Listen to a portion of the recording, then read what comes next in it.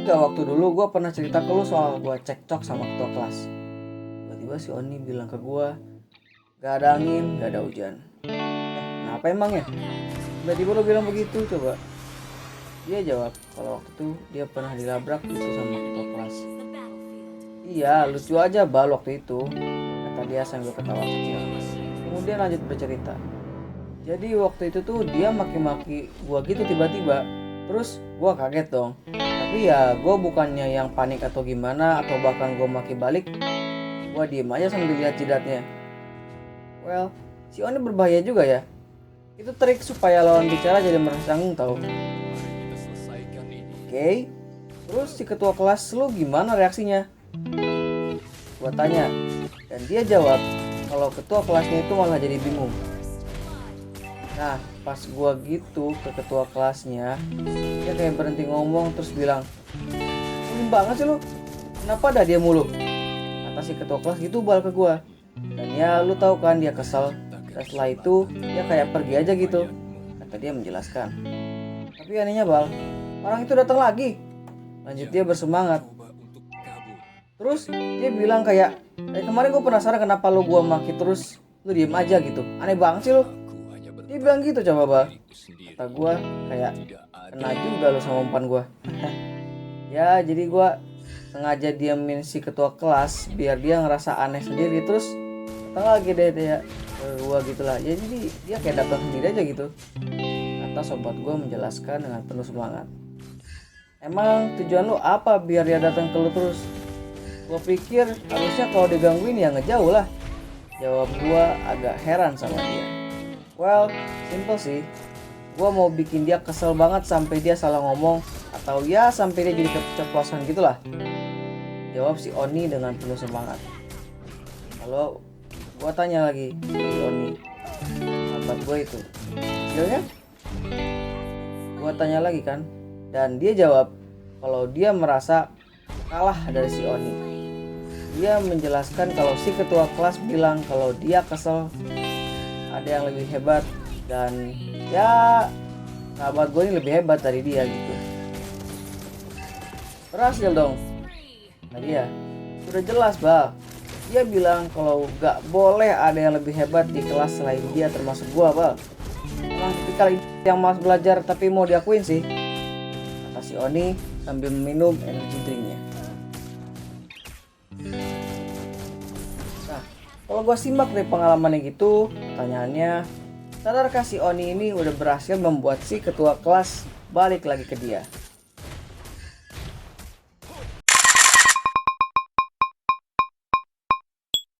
Hi strangers on the internet, it's me again and I wanna show you my perspective.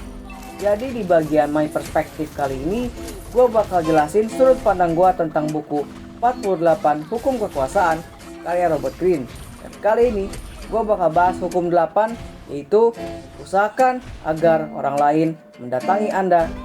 Pergunakanlah umpan bila perlu. Umpan, sesuatu yang menarik perhatian yang membuat orang kembali datang pada kita. Sesuatu yang membuat orang penasaran, tertarik, bahkan kecanduan dalam tanda kutip, sehingga kembali lagi kepada kita. Sesuatu yang menjadi kebutuhan dan kepentingan tertentu bagi sebagian orang. Gunakan umpan itu.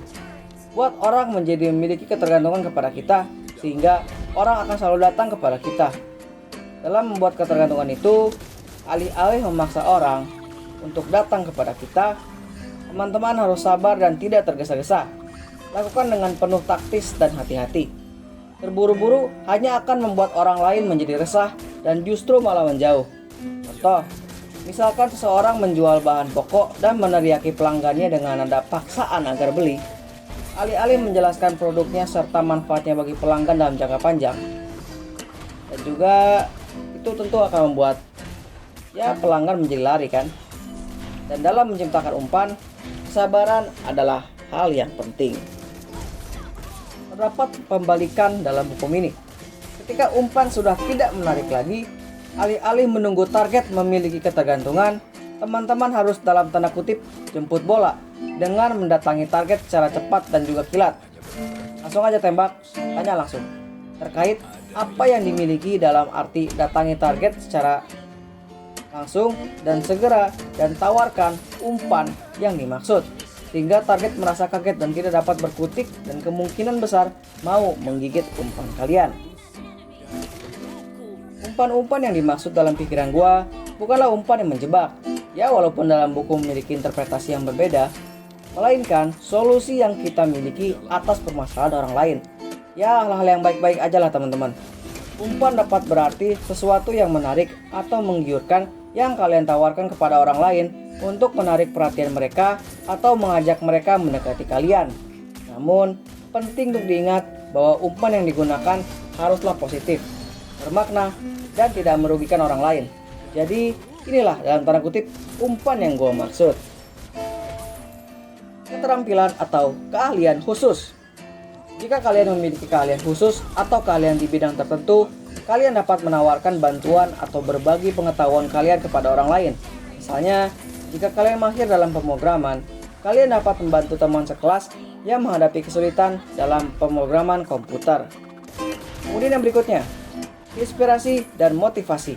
Berbagai cerita inspiratif atau kutipan motivasi yang memiliki dampak positif pada hidup kalian bisa menjadi umpan yang menarik bagi orang lain. Hal ini dapat mendorong orang lain untuk mendekati kalian dan berbicara lebih lanjut tentang pengalaman mereka. Ya, paling teman-teman bisa memikirkan bagaimana tempat dan juga ruang yang tepat ya teman-teman. Kemudian yang berikutnya, kegiatan sosial.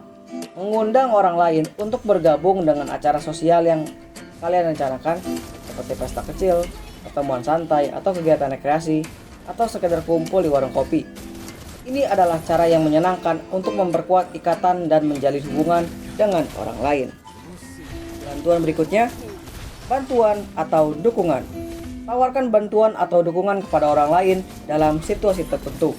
Misalnya, jika kalian tahu seseorang sedang menghadapi tantangan pribadi atau akademik, tawarkan bantuan atau pendengaran telinga kalian untuk mendukung mereka.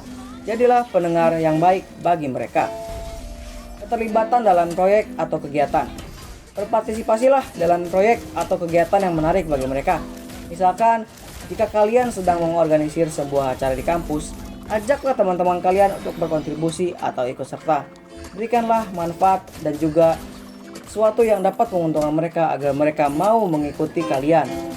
Kemudian yang berikutnya, pengetahuan atau tips bermanfaat. Bagikan pengetahuan atau tips bermanfaat dengan topik yang menarik bagi orang lain. Misalnya, jika kalian tahu cara mengelola waktu dengan baik, kalian dapat memberikan tips efektif untuk mengatur jadwal belajar dan kegiatan ekstrakurikuler. Namun, perlu diperhatikan teman-teman, jangan memberitahukan semua ilmunya sekaligus. Karena itu akan membuat orang lain berhenti penasaran, sehingga orang lain tidak memiliki ketergantungan kepada kita. Jadi sahabat gua si Oni ini sudah mematuhi hukum 8 dengan melakukan upaya-upaya tertentu agar si ketua kelasnya datang kembali kepada dia sehingga dia bisa berinteraksi untuk tujuan dia, alih-alih menjauh dan menghindar dari masalah yang dia hadapi. Dia berhasil membuat ketua kelas menjadi salah ngomong dan juga keceplosan dalam tanda kutip. So, that's it on my perspective. Thanks for your time and let me know your opinion in the comment section below. Nanti komentar yang keren bakal gue baca di video selanjutnya. Buat kalian yang merasa konten gue bermanfaat dan membantu kalian dalam kehidupan sosialnya, kalian bebas buat like kontennya dan subscribe, terus nyalain loncengnya biar ada notifnya ke teman-teman dengan kesadaran dan hak kalian. Okay, so have a great day strangers on the internet. See ya.